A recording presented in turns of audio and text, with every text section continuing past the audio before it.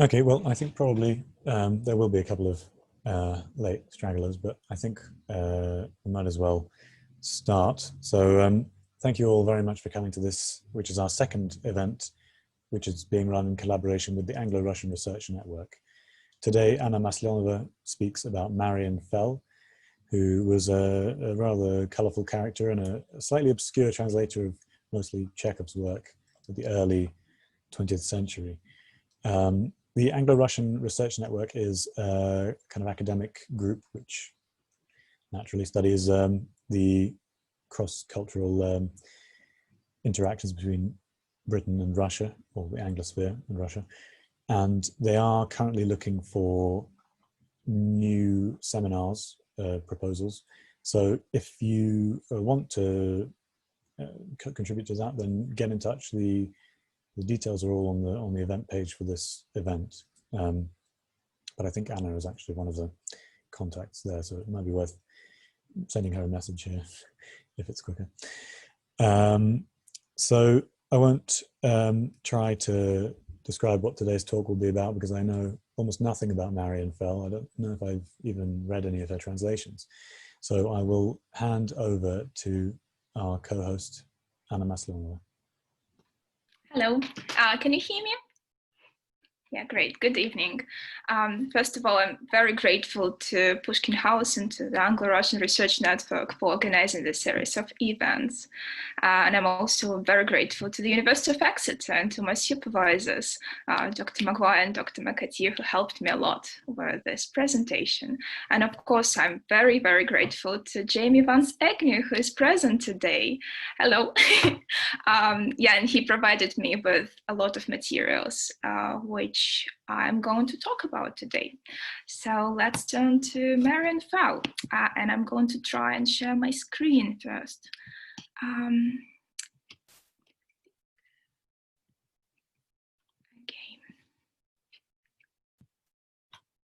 Great, I hope you can see it.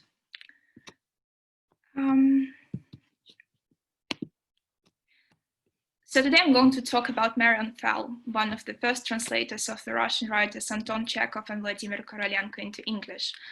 She was one of several amateur translators who worked at the turn of the 20th century. Then the bulk for Russian literature in Britain reached its height. The contribution of those translators has often been dismissed or overlooked because for one reason or another, their productions were considered bad, and the works of more professional translators replaced them.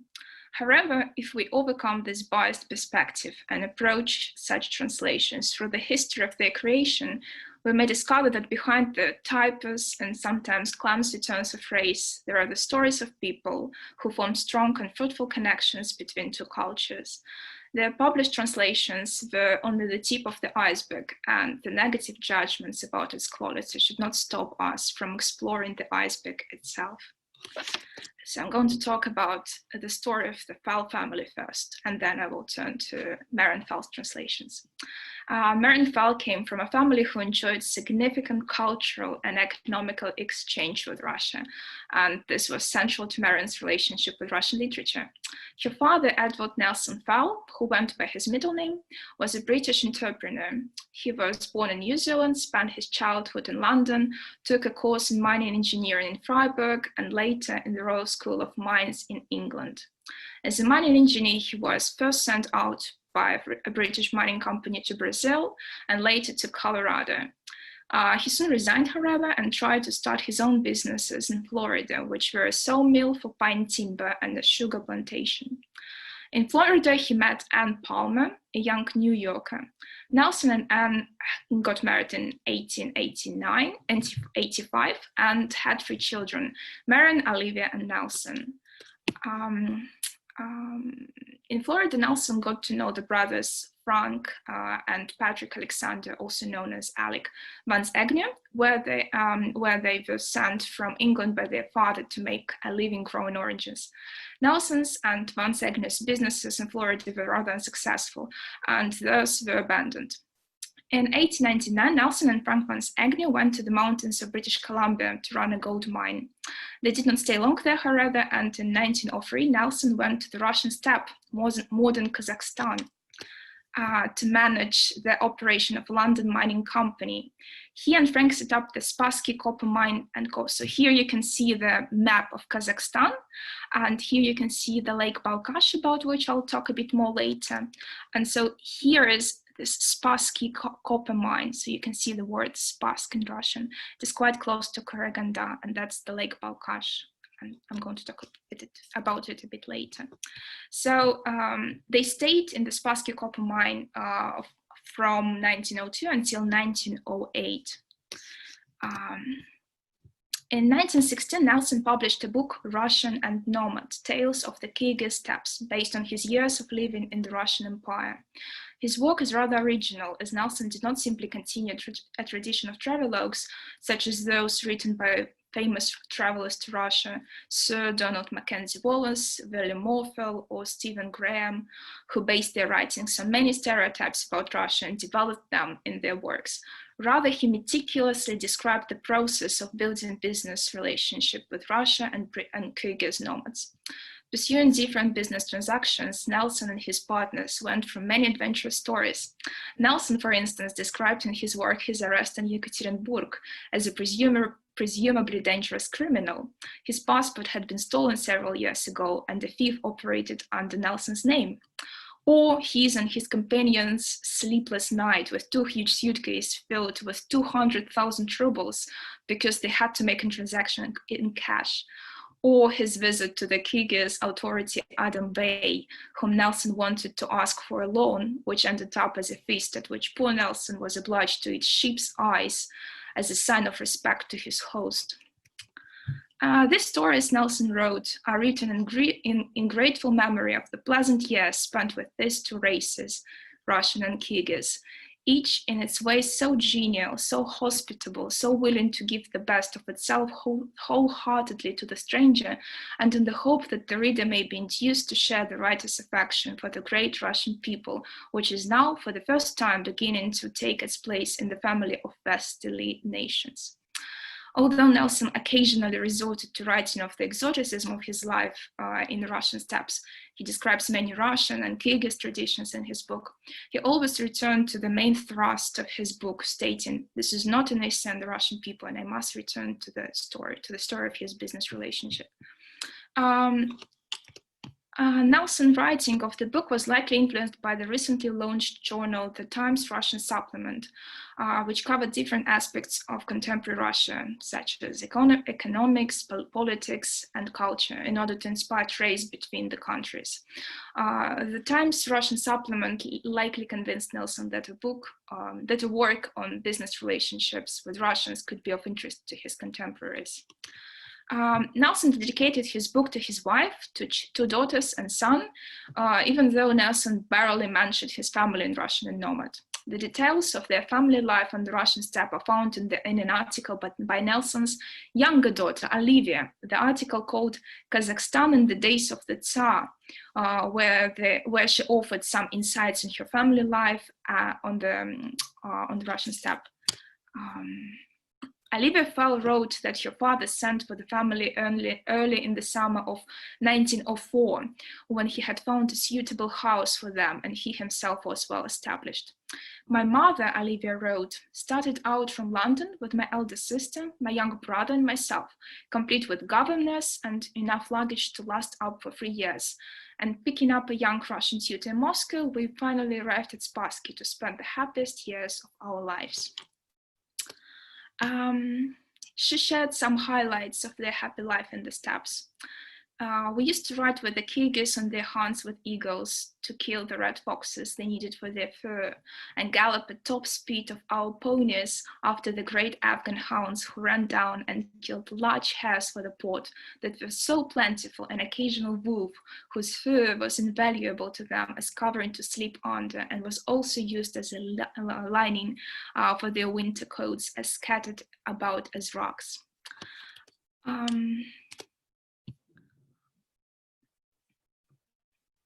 Oops. I'm sorry. Other evidence of family life on the steppe is found in the photo albums, which are kept by Jamie Vance Agnew. Nelson enjoyed using his camera and took many pictures of his children. Now, Nelson's elder daughter, Marian, was also an amateur painter who left a lot of watercolors depicting the steppe. Some of them are now stored in the British Museum. Marian also wrote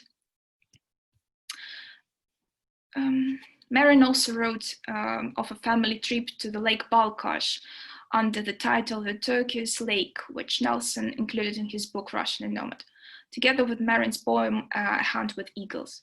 These were the only texts from this period by Marian to be published. The family archive additionally features a box of unpublished stories typed and edited by Marian, which apparently were written late in her life. They are all dedicated to Russian people and are written in English, and I will now talk about some of this. Some of them, The Grey Wolf by the River, Mare's Milk and Tallow, Other Kizil Tau, The Hungry Steppe, and Devlogs Among the Reeds, are inspired by her memories of life on the Kirghiz steppes, and were possibly dedicated belatedly to her son.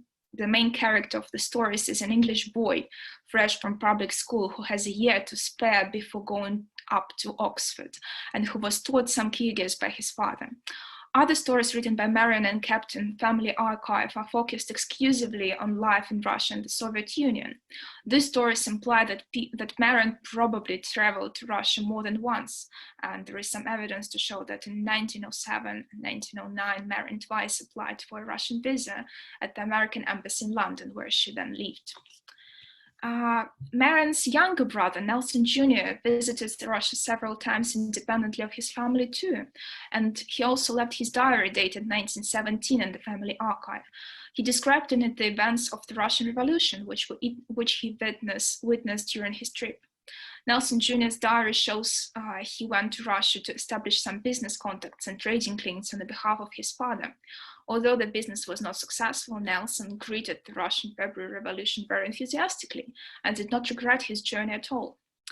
Marian's work in the meantime shows a different perspective on the Russian Revolution. Like her father, who confronted several strikes in 1905 while working on the Russian steppe and was aware of the danger of revolts, Marian did not support the Bolsheviks and expressed her sympathy for Russian officers. Indeed, she translated the memoirs of several of them. The most remarkable example is the memoir of General Sribayarsky, an officer in the Imperial Army who included in his memoirs his correspondence with the last Russian empress. Sribayarsky describes the relationship of the royal family with Rasputin, his visit to Tobolsk, where Nikolai and Alexander were in exile, and their last days in Ekaterinburg. For no apparent reason, the memoirs, which had been ready for publication, were never published. I have not managed to find the original Russian version of the memoirs, so there is only Marian Fell's translation left. Also, how she met Sribayarsky remains unknown. Information about Marian Fell's private life is rather limited too. After Nelson and Vance Agnew brothers finally received enough money from their business in Russia, they bought some land in Florida, built a water supply system there, and founded the town of Fellsmere.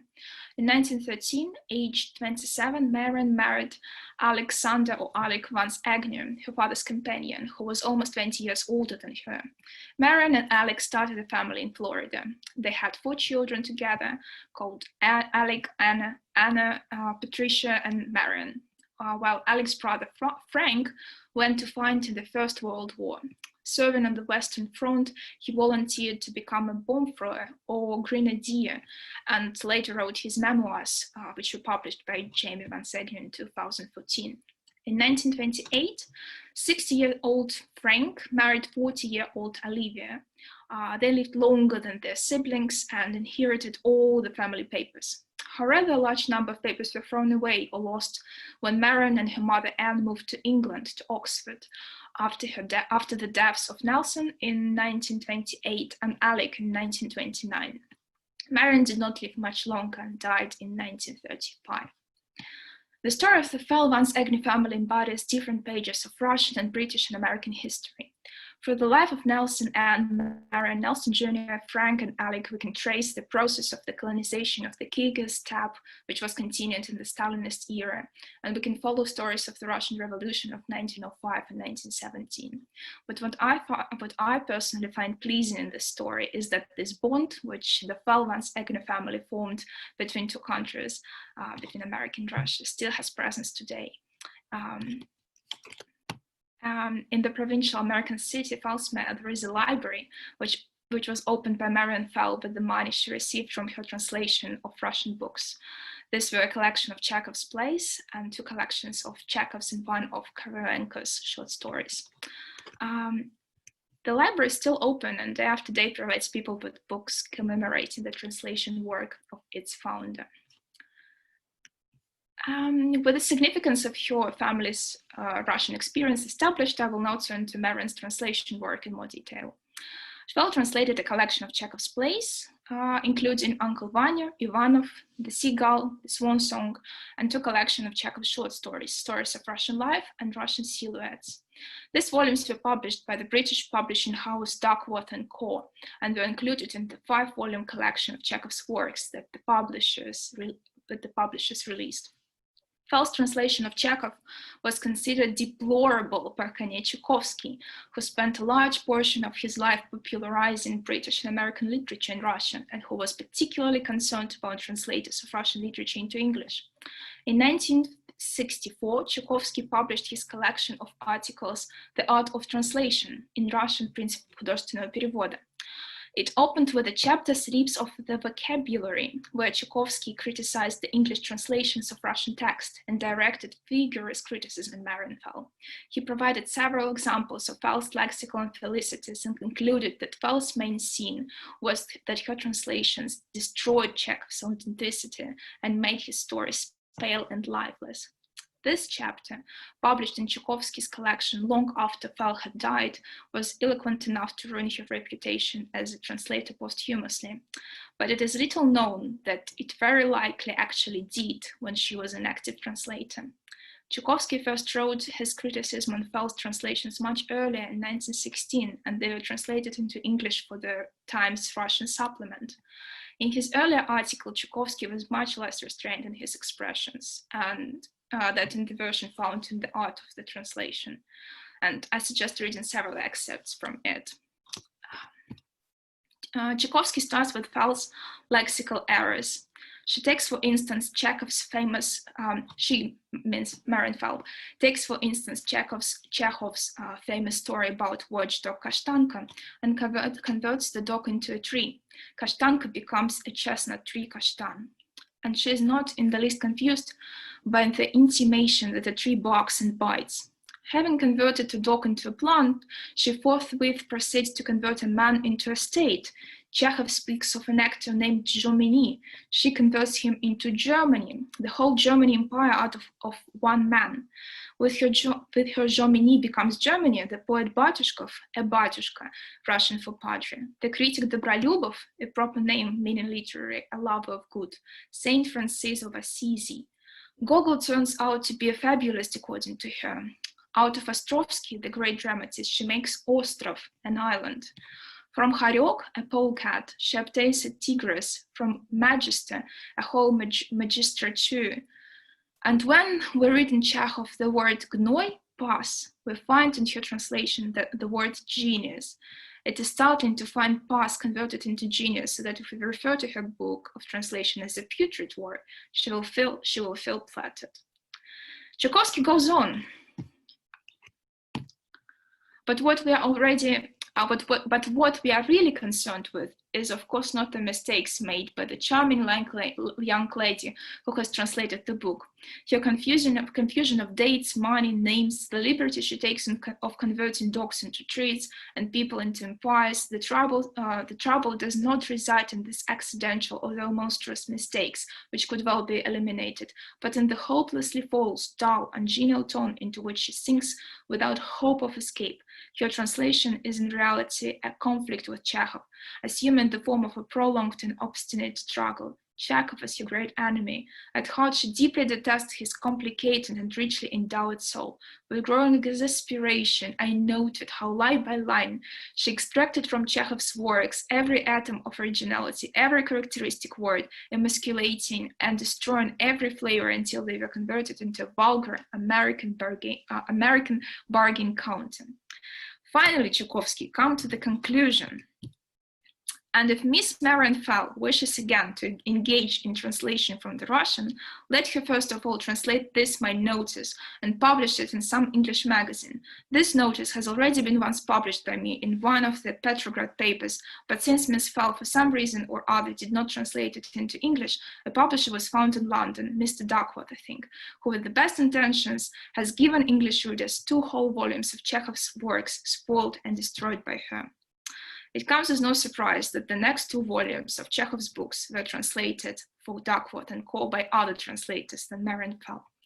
Even so, they're also full of typos and barely convey Chekhov's original language, since for many translators contemporary with Fell, it was a commonplace to focus on the plot and explorations of the Russian character rather than on questions of style. Even the most authoritative translator of Russian of that time, Constance Garnett, did not worry much about conveying Chekhov's style. She did not feel the subtleties of language. Her Gogol, Dostoevsky, Turgenev, Chekhov, and others, they're all write in Constance Garnett's style, which is a kind of mid-Victorian style with the audible academic death grunts, wrote Ernest J. Simmons to Chukovsky in a letter, also included in the Art of Translation. A similar remark regarding Garnett's style was made by Vladimir Nabokov, who called Garnett's translation dry and flat and always unbearably demure. Chukovsky's criticism of Fell was seen to be so harsh that it even generated some sympathy for her work among her fellow translators. The translator of Chukovsky's article for the Times Russian supplement accompanied it with a remark. The translator could not help feeling a certain measure of sympathy with Miss Fell in her attempt to find idiomatic English equivalents for elusive Russian expressions. I believe that it was precisely because of her attempt to find English equivalents for Chekhov's colloquial expressions that rather than other translators contemporary with her. The main translation strategy which Fell used in her work was domestication. Fell attempted to make Chekhov's stories and plays as comprehensible to English-speaking readers as possible and search for equivalents for Russian expressions and realia in English rather than trying to preserve them. If we compare her works with other translations made by her contemporaries, we will recognize that Fell was much more extreme in following this strategy of domestication. For example, translating the short story On the Way, Na Puti, which was also translated by Robert Long, Fell used a cultural substitution for Gospodsky pidjak, whereas Long tried to explain what this item of clothing could possibly mean. In Chekhov's story, we find «Одет был мужчина в господский пиджак, поношенный, но обшитый новой широкой тесьмой». Fell translated it. The man was dressed in a gentleman's short coat, worn by bound with new braid. Long's translation, the sleeper was dressed as one of good class in a waistcoat. Fell did not only domesticate Russian realia, but also quite often Russian names. For example, if we compare Fell's translations of Chekhov's short story Vanka with the one produced by Adeline Lister Kay, which appeared almost at the same time, we will discover that Fell found a cultural substitution for the main character Vanka, and titled the story Little Jack, while Kay retained the original Russian name Vanka. Fell also transformed another character's name Alena into Nelly and dog's name Vyun into the eel, so called because he is black and his body is long like vessels. Kay lets Alena simply remain as Alena and the dog as Vyun.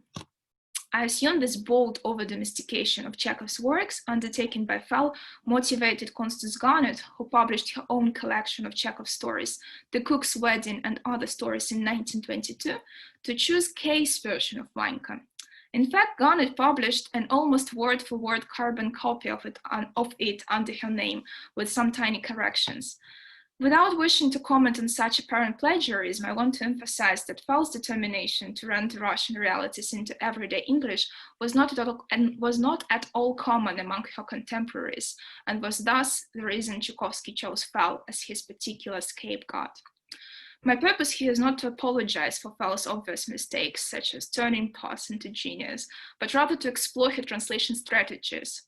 If we consider Marian Fell's life story, her approach can be seen as more than a sign of incompetence, as Chukovsky argued. In Nelson Fell's Russian and Nomad, he wrote of close contact with numerous and large classes of Russians: the chinovnik in his official capacity, the peasant, the Cossack, the mechanic, the engineer, together with a small sprinkling of the intelligentsia. These Russians were not that foreign for the Fell's family. They were familiar, particularly as compared to the Kirghiz, who also lived next to them. Nelson Fell wrote, "Of the other race, the Kirghiz, the real steppe dwellers, it is difficult to write with as sure a touch as of the Russians. Language, racial traits, religion, and immemorial customs stand between you and them." Chekhov's works focused mainly on the reality of Russian life, and thus Chekhov's works focused mainly on the reality of Russian life, and thus Fell consistently searched for English equivalents while translating his works. It is my belief that it was the very familiarity with Russian reality that drove Fell's domestication when translating Chekhov. This becomes clearer when we turn to Fell's translations of the Russian-Ukrainian realist writer Vladimir Korolenko. He will see her taking a different approach to the task of translating Russian, an approach, moreover, of which Chukovsky was seemingly not aware. The name of Vladimir Korolenko is barely familiar to the modern English-speaking audience. By the end of the 19th, at the beginning of the 20th centuries, he was better known. Early English translations of Vladimir Korolenko appeared during his lifetime. His story, The Blind Musician, was published in English in 1890, 4 years after its publication in Russian. It was produced by the Russian revolutionary Sergei Stepnyak, who immigrated to Britain and promoted anarchist ideas among British intellectuals, being closely acquainted with the Garnets. Stepnyak intended to use literature as a tool of propaganda, and Korolenko, who was considered as a revolutionary writer because he was sent to Siberia in exile, was chosen by Stepnyak as a suitable candidate for translation. Another series of translations from Korolenko were published in 1892 in 2 volumes titled Russian Stories. This was most likely produced by Russian exile as the anonymous translator, highlighting the details related to revolutionary ideas in the text. Another reason why interest in Korolenko's prose rose at the beginning of the 20th century was the wave of foreign sympathy for the suffering of minorities in the Russian Empire, especially for Jews. Jews had always been oppressed in Russia, but in the 1890s, the attacks became particularly shocking and turned the attention of British people to Jewish matters in the East. Being born in Ukraine and having grown up in a multicultural environment, Russians, Ukrainians, Poles, Jews, Korolenko made a stand in his journal articles for the rights of Jews during the anti-Semitic pogroms. Thanks to that, he acquired the reputation of being an advocate for oppressed peoples, which was reinforced later by his personal suffering whilst in political exile. At that time, several periodicals dedicated to the situation of Jews in Russia were launched. One of them, Darkest Russian, focused on this issue as well as on the persecution of other minorities in Russia, including Protestants, Muslims, Old Believers, Buddhists, Tolstoyans, etc. Another periodical, the Anglo-Russian, sought to inform about persecution of minorities too. Furthermore, it promoted the study of the English language by Russians and vice versa, and aimed to stimulate the popularization of English literature in Russian and Russian literature in Britain. The life of Russian Jews in Ukraine was a particular interest of its editor, Yakov Priluka, who originated from Odessa.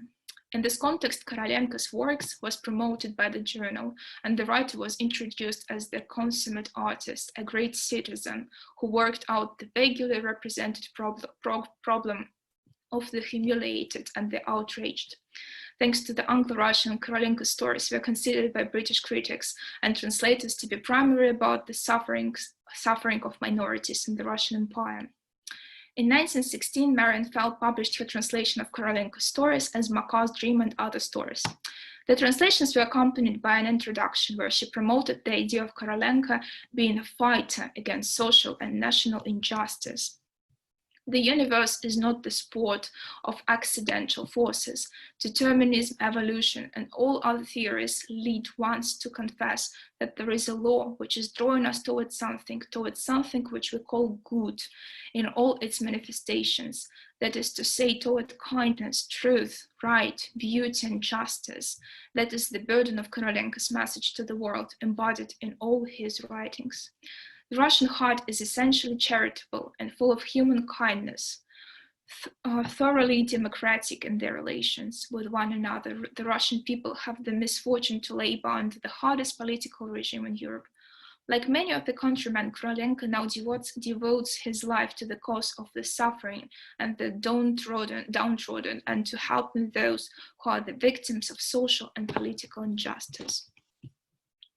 The book included 4 stories: Makar's Dream, Son Makara, which already existed in English in the Russian stories collection mentioned earlier; The Murmuring Forest, Les Shumit, reminiscent of a folklore legend; In Bad Company, В дурном обществе, devoted to the life of homeless children; and The Day of Atonement, Судный день Yom Kippur, a story about Jews containing some fantastical elements. The story was greeted very warmly by the English-speaking audience because of their sympathetic approach to the oppression of Jews. Reviews in the American press, for instance, were full of praise for Korolenko's attitude to suffering in Russia and the lightness of his plot. This is in stark contrast to the reception of her translations of Chekhov. What is striking here is that whilst Fell continued to use domestication in her translation, she managed with Korolenko's text to retain the vernacular, which was even more distinct than in Chekhov's prose. The reason for that is that the switches of style in Korolenko's stories usually happened between representatives of different cultures and classes, such as between Russians and Jews, Russians and Tatars. Fell domesticated the Russian narrative, as she did in her translations of Chekhov, but she retained the exoticism of those lexical patterns which look distinctly foreign to Russian readers too. Fell, for example, never searched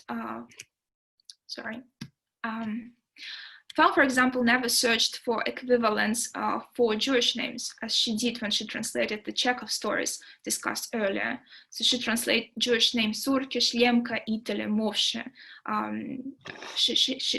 in English with no change. And at the same time, she translates Russian Господин Melnik as Mr. Miller, although it means Sir Miller. Miller is not the surname, it's the profession. She also retains a sense of exoticism by using loan words with explanations and isolating them with italics or brackets to indicate when it was foreign to Russian culture. So she translates, существует поверье, что в этот день еврейский черт Хапун уносит из синагоги одного еврея. She gives a comment that Hapun, Jewish devil Hapun, is the snatcher who carries off one Jew each year out of the synagogue. Via this strategy, Fell achieved the same effect from the text as if it were read by the Russian reader. And let me show you some examples from another Korolenko story, Makar's Dream, in which we see the Russian man Makar, who lived in a village together with Tatars. I'm going to compare Fell's translation with a translation undertaken by the anonymous translator of Russian stories. The anonymous translator zealously retained all Russian realities in his work and provided extensive explanations and footnotes. For example, the translator tried to preserve a Russian diminutive by calling the priest's wife Matushka, and then explained in a footnote that Matushka is a little mother, something of a title given by the Russian people to the wife of a widow or of a priest. He also transformed a name of the main character, Makar, into Makarushka. Get up, Makarushka, wrote the translator, and later inserted a footnote, Makarushka, popular diminutive term of endearment. Whereas Fell simply used mother priestess, and Get Up Makar, Old Man, following her domestication strategy. At the same time, Fell carefully paraphrased exotic Tatar words, which Korolenko himself put in the footnotes, whereas the anonymous translator often omitted them. For example, Fell translated an exclamation of the priest who tried to prevent Makar from committing a sin. Kabis, stop that, in brackets. You don't know what you will get for thirds like that. And the anonymous translator changed the Tatar words to a neutral one. Stop that. You don't know what each third may cost you.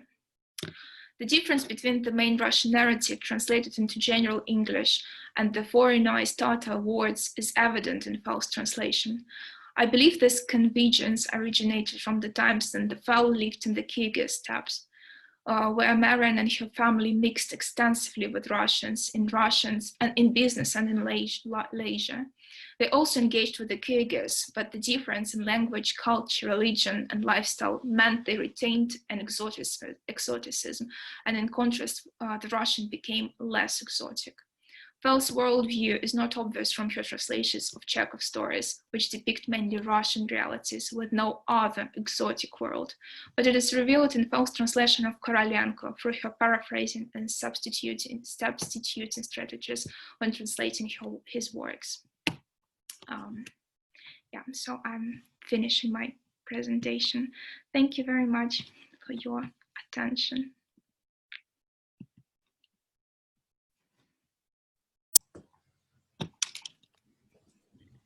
Thank you. So let's see. I don't see that there are any questions that have been taken so far in the chat. So I'll probably see if I can think of anything to say myself.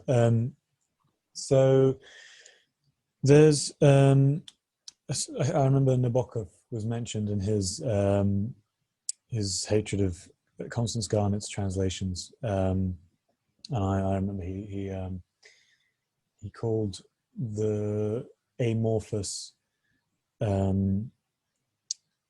imaginary Russian writer that she seemed to produce Tolstoyevsky, in a kind of, I think he didn't like that she had a style that was quite her own. She had a very strong translating voice, and is that just a product of the fact that, I mean, both Chukovsky and Nabokov were native Russian speakers and reading English translations of Russian.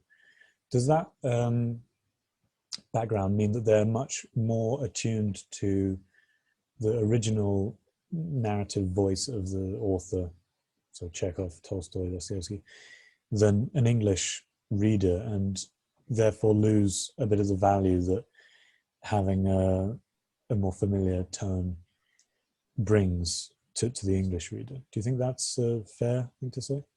Well, thank you very much for the question. Well, speaking about Nabokov, I think it's not a secret that he was an absolutely adorable stylist, both in English and in Russian. And for him, the language was, well, sometimes it feels that it was even more important than the plot, although I don't want to make such a statement. Whereas for first translators of Russian literature in English, I think the style was secondary, whereas the plots and the characters through which the readers could receive some knowledge about Russian culture, about Russian people generally, was much more important than the style itself. And also, although I think Marian Fell stayed in Russia for a while, it's not clear how long she stayed there, and how good her level of Russian was. The fact that the number of people who had some expertise in Russian, who lived in the UK or in America at that time, was quite limited, I think. So the translations of Russian literature were of great demand, and the people who were able to do this in a good quality. It was not that big, I think. Mm-hmm. Okay, great. So lots of questions have come in, so I'll see if I can. This is more of a comment than a question, but from Jamie Vance. It's worth mentioning that Marion was very young, born 1886, probably, when her translations were published, and from her paintings one can see that she spent time with children in Russia. And those could be two reasons why her versions seem less sophisticated than other or later translations, which I think is quite fair. Yeah, but I think it's also important that this later translations, translators already had first examples of translations, so they could see the mistakes which were made, and they could benefit from that and improve the work which had already been done. Whereas first translators were first, and probably approach to them should be different. So here's a question: which Russian writer do you think that Marion was most attuned to translating? Well, I think she was more attuned to Korolenko, to be honest. Although I mentioned that she left some short stories which she wrote herself, and I think that the influence of Chekhov is very visible there. So she probably was very fond of Chekhov, and that's why she translated him a lot. But also, I think that because her last translation, the translation of Korolenko, was published in 1916, and the article of Chukovsky was published this year, maybe it influenced her decision to continue, to stop translating at all. Here's a question from Colin in the chat. Did anyone come to Marian Fell's defense? And what do you personally think about her translations of Chekhov? Thank you for the question. I think, well, to be honest, I haven't faced any other apologies to Marian Fell, and I wouldn't say that I'm trying to apologize her.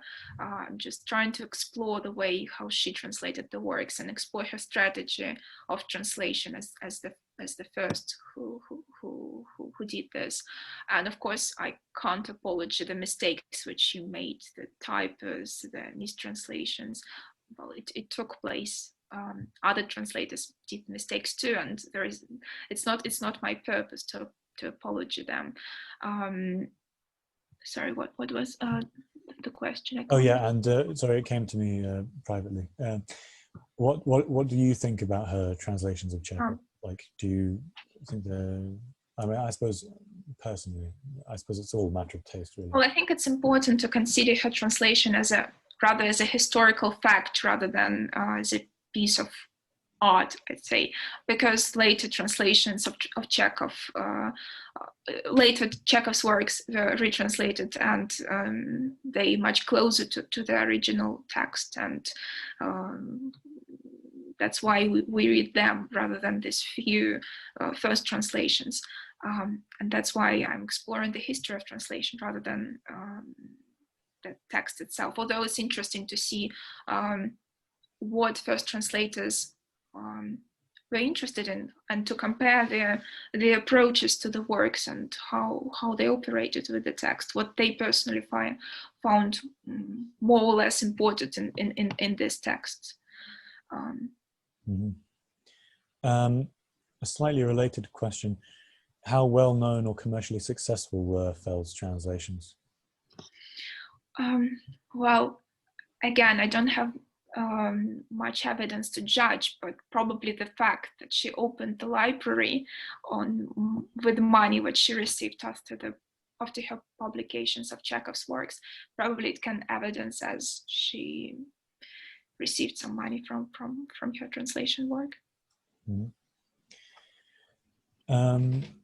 Here's a question. The photos in the presentation, are they all from her archive papers? And can you tell us a bit more about what you've found in her archive? So most of the pictures are from the archive which Jamie possesses, but also there were a couple of pictures from her father's book, and her Russian and Nomad. He really enjoyed taking pictures, and he included a lot of illustrations in his book, so you can find them there as well.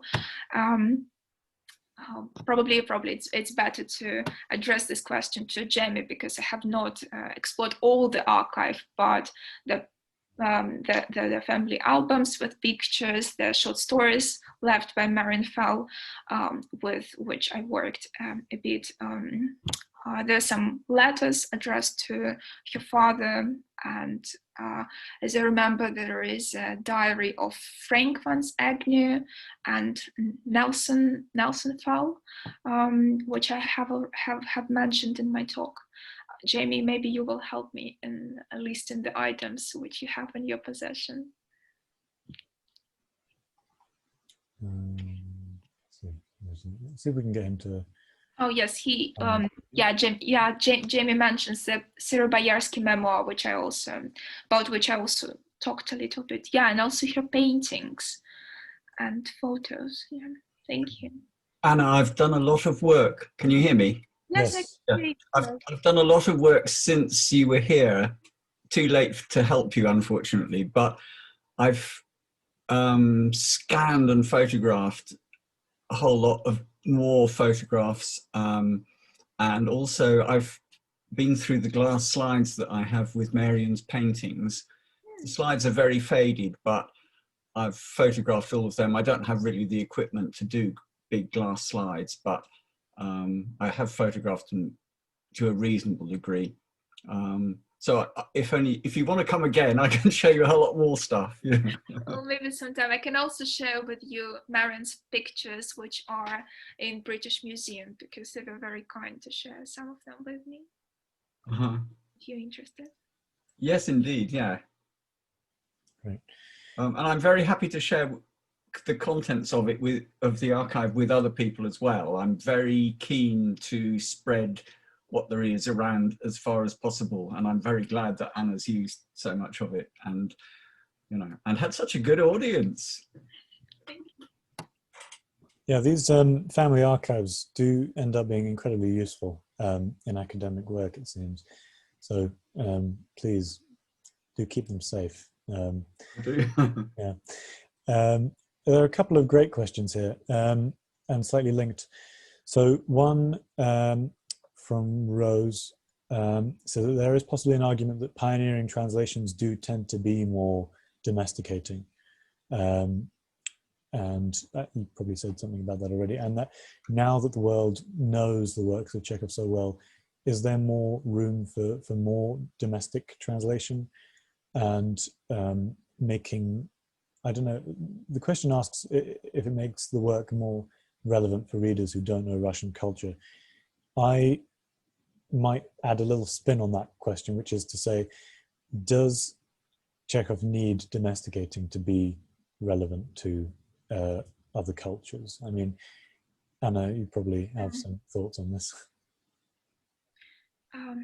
Well, I think that's interesting, because now even, well, I being a Russian native speaker, when I read Chekhov, and especially then I go to the theater and I watch Chekhov's plays, it's not only language, but for British people, but also English-speaking people, sorry, which separates us from his work, but also time.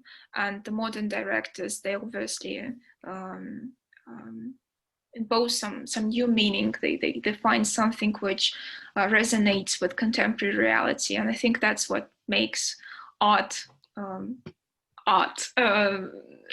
because it leaves when people can find something in it, despite the language, despite the time, despite the difference in the world picture which exists now, which existed before.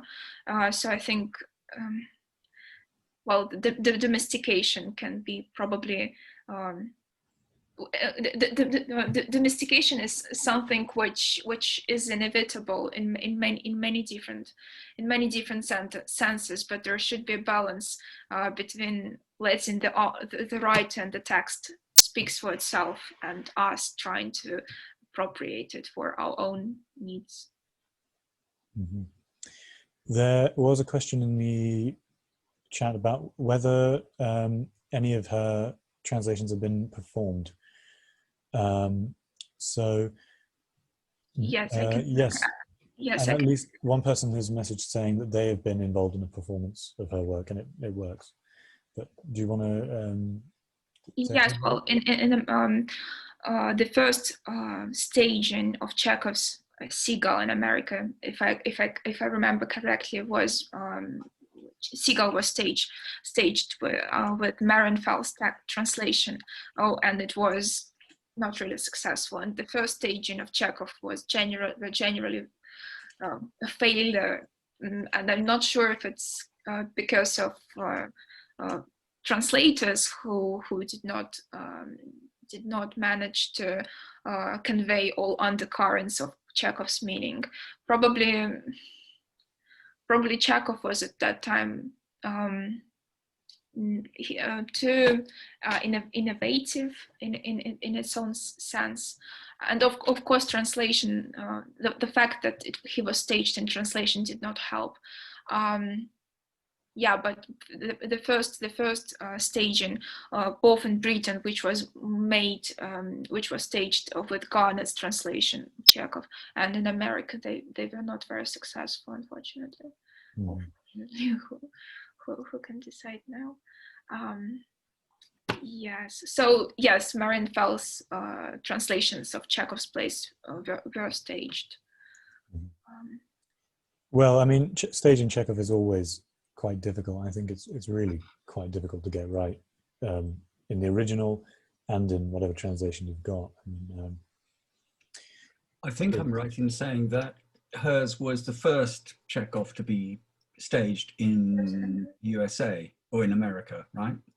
Yes, it was the first staging made after her, and she was the first who translated Seagull, Chekhov's Seagull, and the next volume of translations of Chekhov plays were made by another translator, Julius West, and I guess again it was made because Marion's translations received such a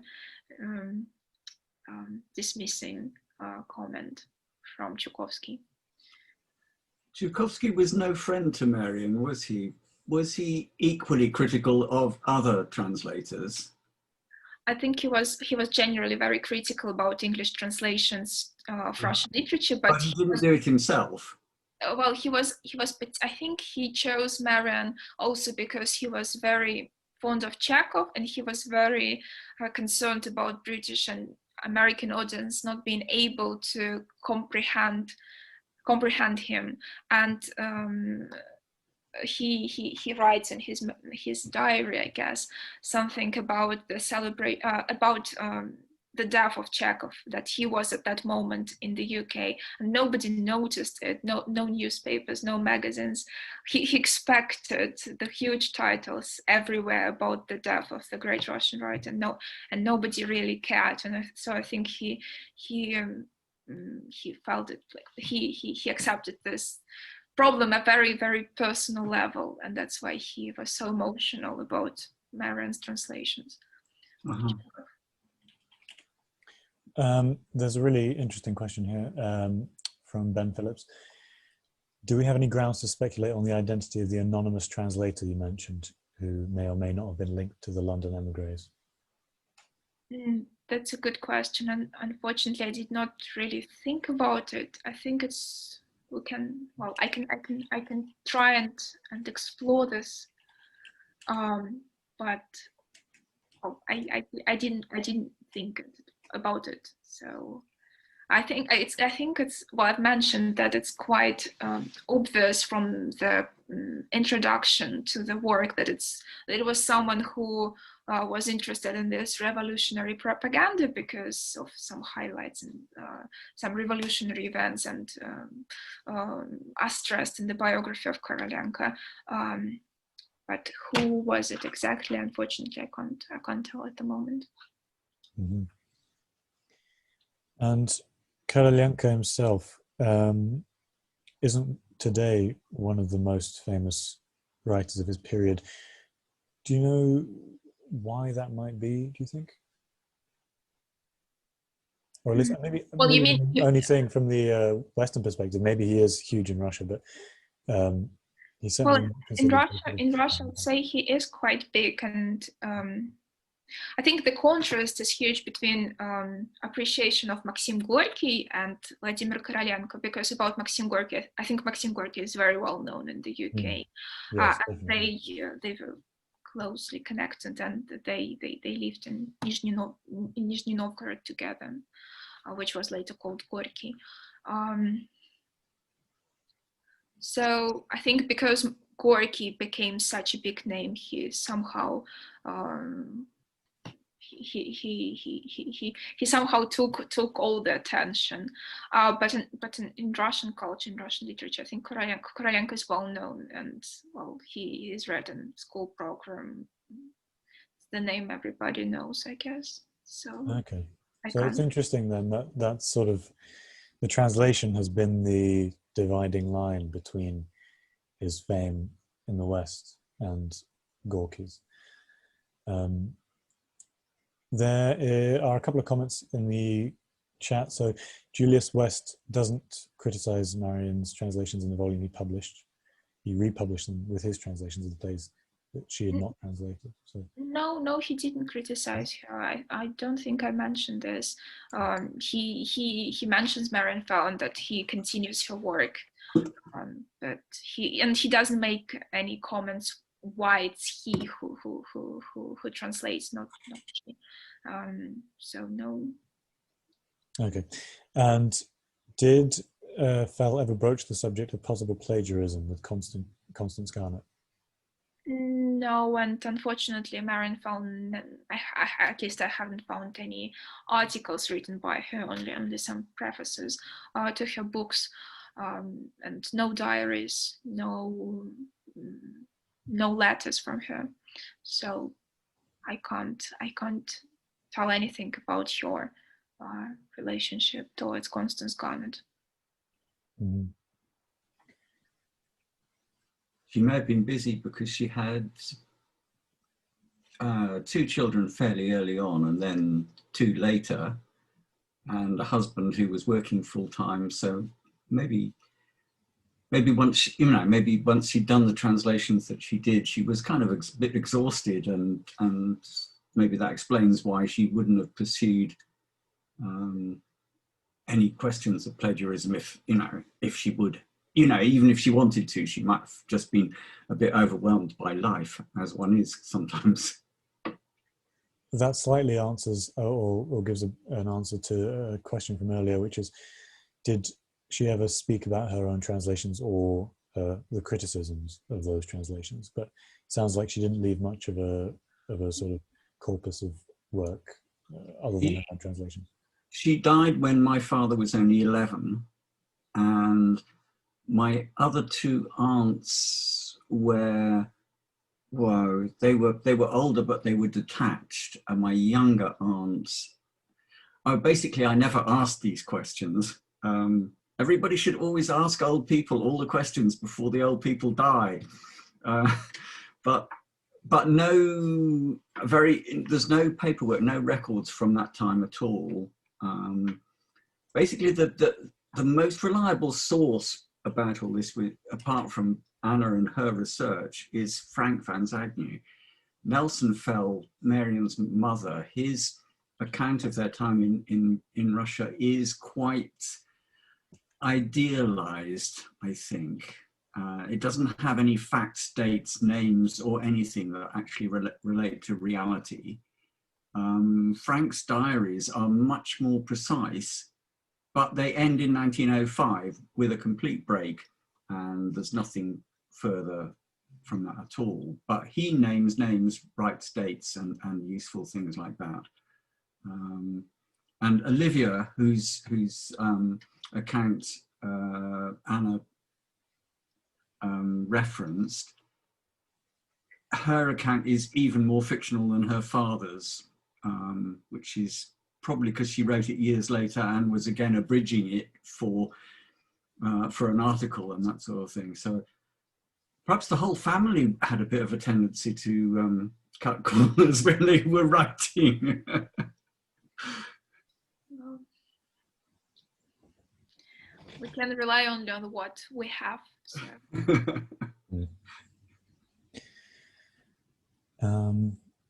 Are there any more? We're getting questions sort of fairly regularly. Are there any more questions in the ether? No, I don't see any new questions, I'm afraid. If not, then we can probably start to wrap up, because it's been a very fact-filled hour. I'll thank Anna again in a second, but I'd just like to say that next week we have another event from the Anglo-Russian Research Network, which is called Around and About the Other Shore, Russian Political Emigres in London, which promises to be very interesting. It's all about, well, the title explains most of it. It's about the early 20th century or late 19th, early 20th century, pre-1917 emigres and exiles in London and their lives and works, which includes obviously some of the very largest figures of Soviet history and pre-Soviet history. And we have another three lectures from the Anglo-Russian Research Network after that.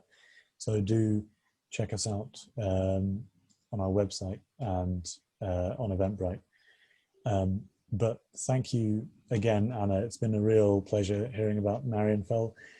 And this will be, yes, the recording will be available on YouTube. So look out on the Pushkin House website, YouTube page for that. Lots of very nice comments in the chat thanking you as well. So thank you again. And we'll see you hopefully at our future events. And thank you again. Oh, and to everybody who bought tickets today, thank you all. Thank you very much for your attention and for Pushkin House, the Pushkin House for organizing this. Very grateful. No, it's really, we're grateful. It's great to have some kind of academic discussions here. I think we need more of it, really. So thank you all, and thank you to everybody who's supported us this evening by coming and having a listen. So thank you all, and I'll see you next week. Goodbye. Bye.